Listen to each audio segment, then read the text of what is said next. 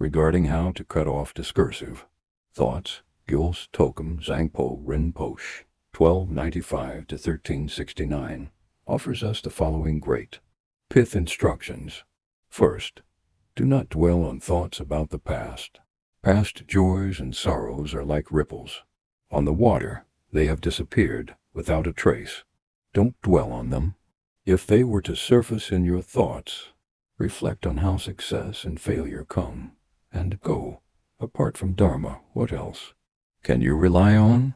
Second, do not continuously fantasize about the future. Future plans are like nets cast on dry land. They will never bring what you expect. Do not fantasize about them. If they were to surface in your thoughts, reflect on how uncertain it is when you'll die. Apart from Dharma, what else do you have time for?